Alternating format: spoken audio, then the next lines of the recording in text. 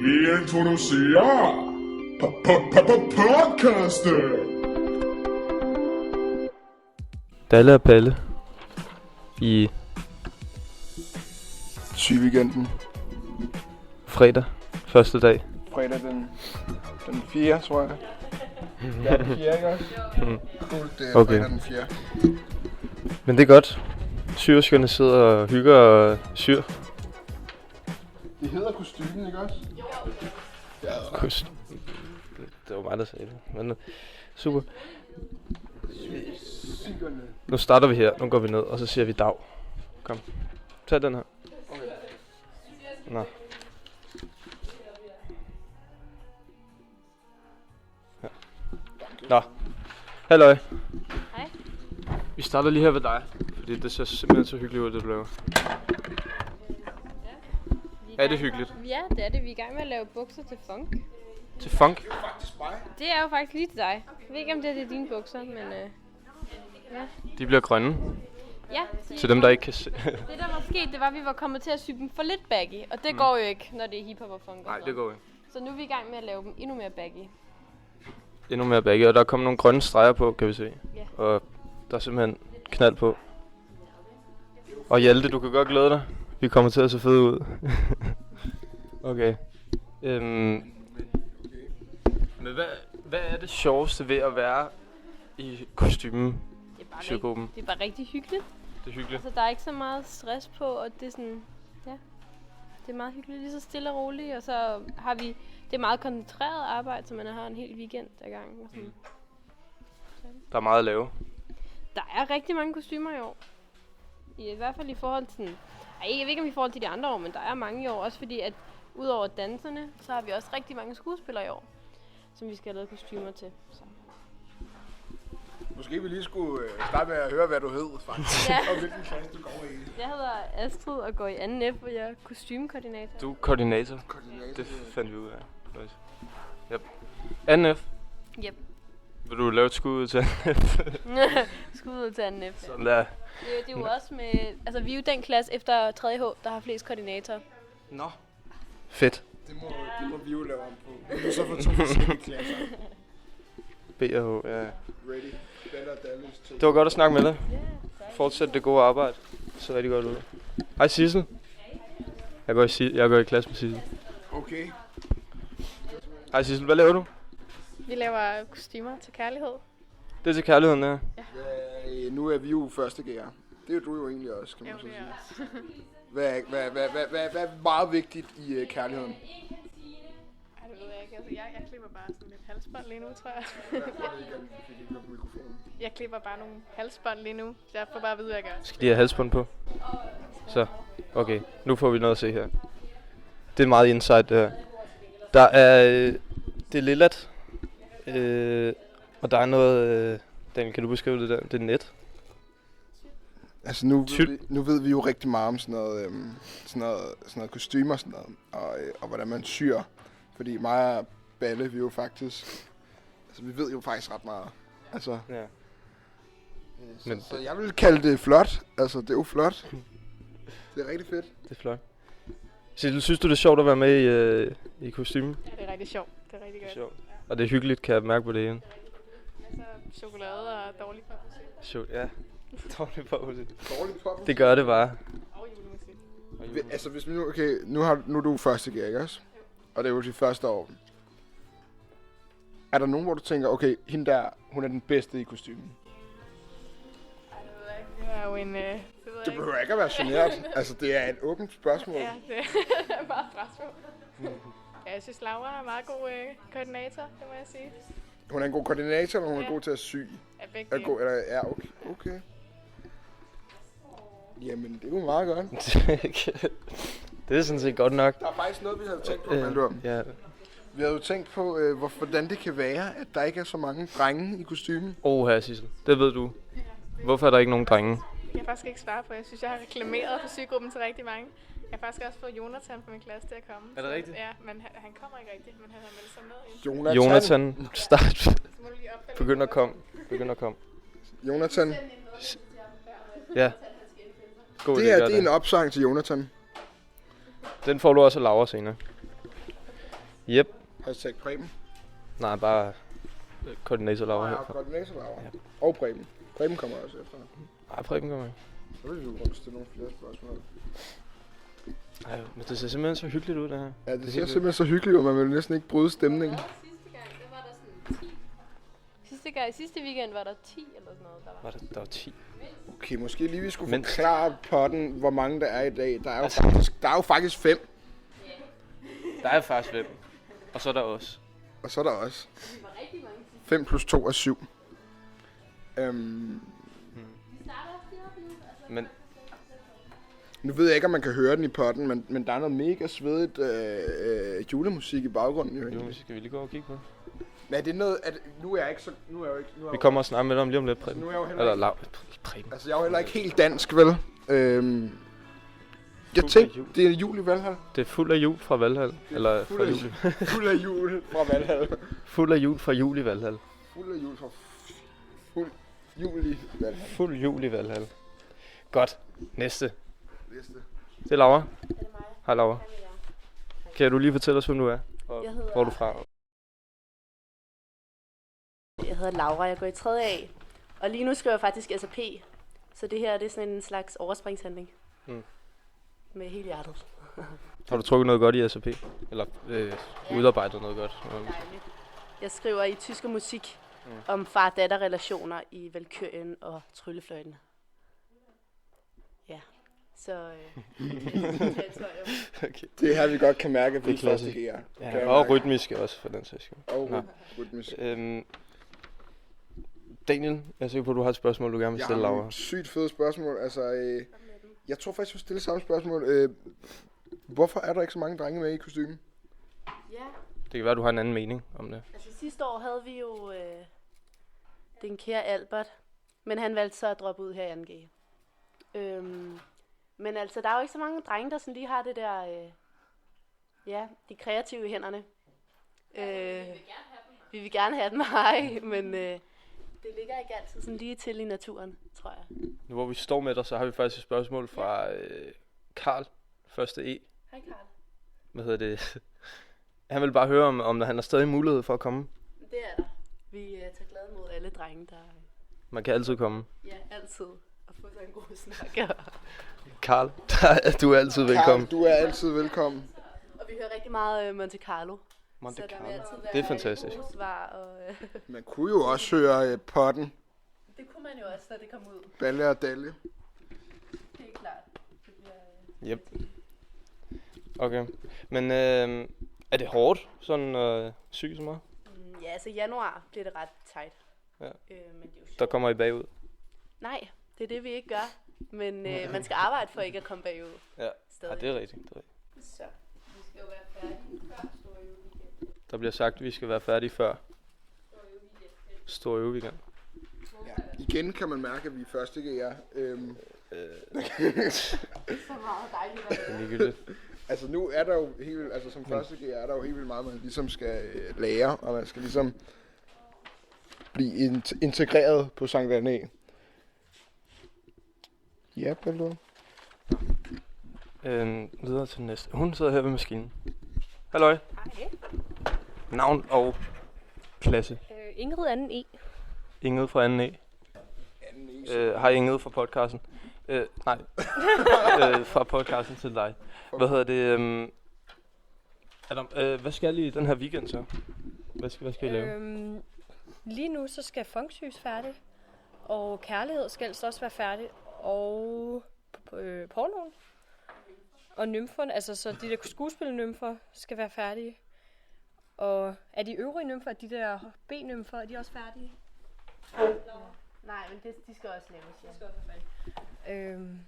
Og det er faktisk umiddelbart det, Okay. som er planerne for Hvad den siger her du? weekend. Så kan man jo så være sådan lidt halvnysgerrig som første G-dreng, og så spørge, hvad skal dem fra pornoen have på? Kan man jo så være så nysgerrig og spørge. Okay. Nu skal vi Hvad de overse. have på. Det skal jo være sådan nogle vandnymfer. Og det er det, vi Vand, det kan vi godt lide. I den her. Så de skal have sådan noget her, og det kan I se, det dækker Hold ikke da ret op. meget. Og så skal de have sådan blonder, sådan mørkeblå blonder herinde under. Så det er det, de skal på, faktisk. Det er godt nok Så kommer der småt lige- og gennemsigtigt.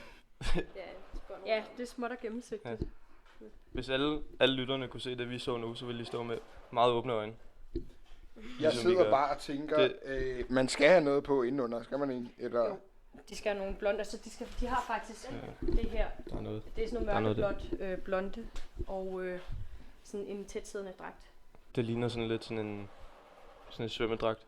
Så må de jo selv bestemme. Ja, om det de ligner vil lidt have sådan en BH på svømmedragt. egentlig, Mm. men altså. De er jo også vandløbere. Ja, vandløb. Og så sådan her. Det giver sig selv. Kan I se det?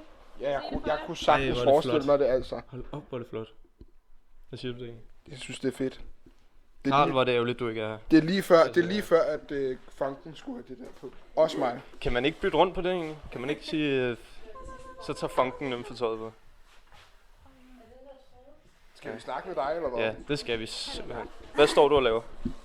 Jeg klipper, hvad hedder det? Det er noget til funken, kan jeg se. Ja, det bliver til skåne. Det bliver så, hvad hedder det? Snappen. Snapperen til skoene. Vi har den tror jeg Vi har en gæst med, simpelthen. udvekslingsstudent fra Ja. Ej, hvor fedt.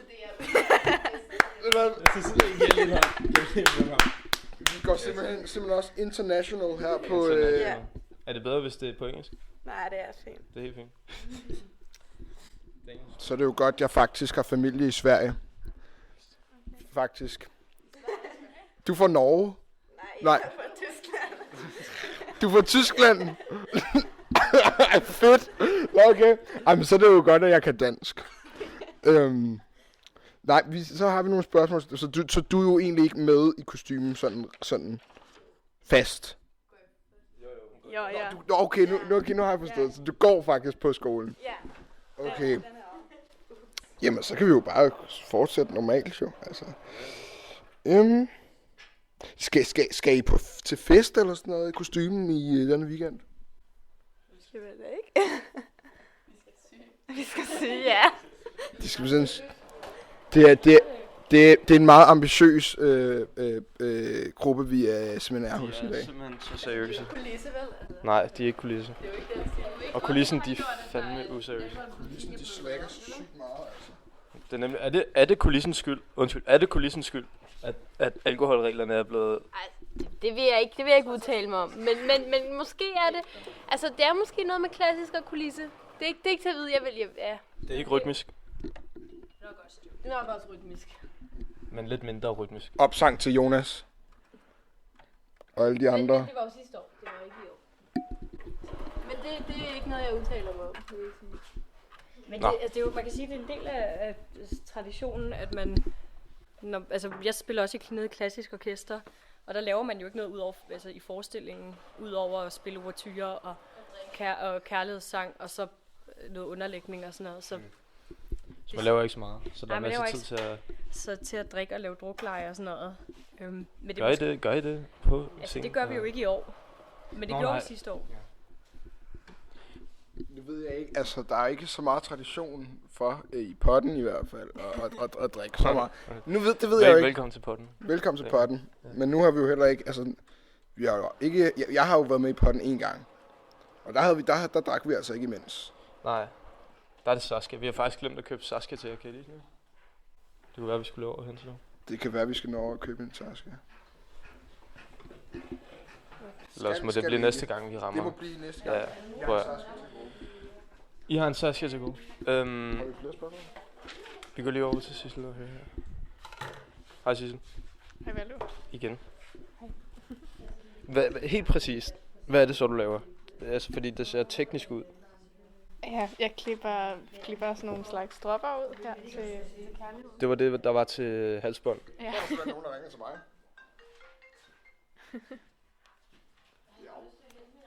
Men jeg vil faktisk gerne reklamere for noget, vi lavede sidste gang. Gør det. Ja, vi lavede 9 par grønne handsker til funk, tror jeg det var. Det er til Det jer, er til Daniel. mig og company.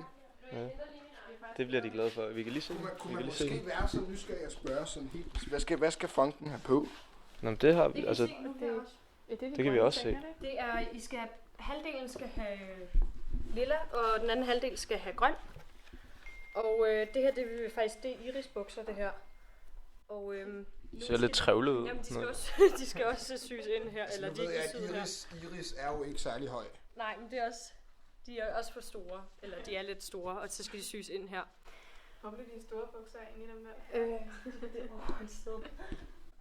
Okay, så det er nogle grønne bukser med nogle En neonstribe på siden. en neonstribe på siden. Og En t-shirt med, eller ikke en t-shirt, en trøje med samme mønster. Og så var der en handske også, var der ikke? De der. Dem har Sissel. 9 for handsker, 18 handsker, det vil sige 36 udklippede dele, som vi har siddet fedtet med. Det er cykelhandsker. Ja. Så kan man jo så være så nysgerrig at spørge. Det er jo ikke alle, der har samme størrelse hænder. prøv at tage den her på, så du kan passe den. Måske lidt tynde i fingrene til dig. Jeg tror, det går. Men de er ret baggy handsker. Altså nogle af dem har sådan lidt større fingre, tror jeg. De er syet lidt, ikke så tæt. Men det er ret stretchy stoffer, så det ikke... Det er faktisk meget, det er meget stretchy, ja. Er det passende? Det er faktisk mega lækkert, altså. Og så er de neongrønne. Det ser så godt ud. Ja, jeg kan godt forestille mig, at det bliver et godt sæt, det her. Med Vi er jo faktisk begge to med i funken. På 2 forskellige måder. Jamen, det skal det jo ikke handle om. Nej, det skal det ikke. Men det bliver godt, ja, det bliver hyggeligt. Det bliver hyggeligt. Men ja. Altså, der er masser af ting, man kan gå og kigge på og se til her. Altså, der bliver klippet lidt tråde og streger, og de prøver på symaskinen til at virke over. Skal vi hjælpe dem? Måske vi skulle høre, hvordan symaskinen virker. Kan I give os et lynkurs i din symaskine? Nej, nu virker den her ikke. Virker den her ikke? Prøv ikke at få den. Nå, den virker. Hold nu op. Altså, nu ved jeg gik jo på lille skole. Ja. Og hvad nu det hedder. Vi skulle simpelthen... Astrid, det fungerer ikke. Der er simpelthen noget, der ikke fungerer. Hvad? Der er problemer på sygeholdet i dag. Nu kommer der stress på. Shit. Kan de nå det hele i år? Kan de nå det hele? Nej, men vi skulle simpelthen have kørekort til en symaskine. Jamen, det skulle jeg også have. Og det var bare en folkeskole, jeg gik på. Hvor hurtigt gik det? Altså, jeg klarede det på lang tid. Det kan jeg simpelthen ikke huske. Jeg var 10 år, så... Forståeligt. Man er nødt til at spørge ind til sådan noget. Hvad hedder kørekort til sådan en, det er jo en pedal. Det er ligesom at køre automatgear. Bortset fra, at der ikke er nogen bremse. Gå ind og blive lidt farlig. Det er der jo ikke. Man kan bare stoppe. Ja. Altså, er du god til at få symaskine eller hvad? Jamen, det ved jeg ikke. Det er lidt svært at sige. Kan du ikke holde den? Jo. Men ja, er det svært at ramme? Altså, nej, det er ikke svært at ramme så hurtigt. Altså, man bestemmer jo så selv tempoet på, hvor hurtigt det skal igennem. Ja. Så det er jo ikke fordi, så det er meget basalt. Ja. Jeg tror simpelthen, vi er nået til den konklusion, at jeg tror simpelthen, er det måske fordi, grunden til, at drengen ikke vender sig, det er fordi, de er bange for symaskiner måske, altså. Det kan det egentlig godt være. Og det er jo lidt underligt, for det er jo egentlig ikke så avanceret, hvis man tænker over det, altså. At der er en pedal. Der er en pedal, og det er bare om at være lidt... Skal man være fingernem egentlig sådan for at bruge symaskinen? Lidt med hensyn til sådan noget, som når man skal tråde den, og... Man tråder? Ja, altså have undertråd over. Det er en dans, når man tråder. Når man tråder? Ja. Det kan vi ikke vise her i podden. Prøv at, jeg tror faktisk, det kunne da være fedt, hvis man opgraderede podcasten til at være... Det gør vi næste gang. Til at være video. Men er vi der er lidt dialog her. Men nej, ja, altså nu kan vi gå rundt og hygge lidt. Fordi det er simpelthen så hyggeligt. Overraskende hyggeligt. Jeg havde sådan regnet med, at der bare ville være knald på herinde. Men det virker som om, de er rimelig godt styr på det. De ser ikke så stresset ud, altså. Nej. De er ikke i tvivl om, hvad de skal lave i hvert fald. Sissel er ikke. Sissel er fuldt smadret på her. Hvor mange tråde har du klippet? 5. 5, det er fandme mange. Men stemningen på Sankt Anne er mega cool i dag, altså. Der har været skole og... Nå. Opsummering. Drenge er velkommen. Meget velkommen. De er faktisk så kunne vi forstå. At de bare skal komme ind, altså. Og Karl, første E. Du er også velkommen. Og så skulle jeg sige for Preben, hvis der er nogen, der er født efter årtusindskiftet, så giv hende lidt kald. Helst drenge. Meget Helst gerne. drenge. Ja, jeg ved ikke. Altså, Så Markus, første F. Ja, præcis. Ja, det er jo rigtig fint. Kom hid. blandt andet. Nu har Laura fået noget, Det der er fint, fordi det kan du ikke se. noget på. Hun har faktisk fået noget. Og så passer det også til alle, og de bevæger. Vi kan lige spørge hende, når hun er færdig med at snakke. Ja. Er det ikke noget, der skal syes ind? Det kan man ikke. Du bliver spurgt, om det er noget, der skal syes ind. Balle, har det godt. Jeg har det fint. Dalle, har du det? Jeg må indrømme, at det Jeg synes ikke, det gør noget. sveder lige i numsen. Ja, man kunne godt lave sådan en fra. Yep. Eller, nej, det ved med. Vi venter på, at Laura hun er færdig med at snakke. Ja, det kunne man godt. Det er meget koncentreret. Så laver det ligesom med Hvad kan vi sige? Vi er virkelig med. Det er interessant. Sidder og snakker om om noget, som kærligheden skal på. Er det kærligheden? Det er kærligheden, Det må det være. Det er i hvert fald, hvad jeg har forstået. Det er faktisk, kærligheden. fik jeg lige at vide. Super. Nå, okay. Vi tager lige en runde på, hvem var det, der var med i... Laura Hild den 3. A. Ingrid 2. E. Astrid 2. F. Laura, Ingrid, Astrid. Lena, første C. Og du var udveksling. Udvekslingsstudent fra Tyskland. Jeg forstår det stadig ikke. Hvorfor kan du så dansk? Jeg ved Jeg forstår ikke. Har du lært dansk eller hvad? Altså, hvad skal jeg? Og hun har været i 3 måneder. Sissel første B. Sissel første dag. Cool. Nå, og lige til sidst, så skal vi lige høre Laura. Lidt reklame Lidt reklame. for stedet. Join kostyme. Uden os, så vil det være nøgne alle sammen. Det er sådan... Og med det, hold kæft, det var godt det der. Det var fedt, Nå, det der. ej, hvor var det godt. Okay, og med det vil vi gerne sige tak for i dag. Og meld jer til kostymen. Hvis I, hej, piger. Hygge jer. God weekend. Det så rigtig godt ud. Sådan her.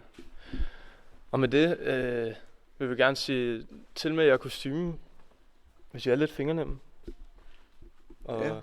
Og del den her video. og kreative. Like den.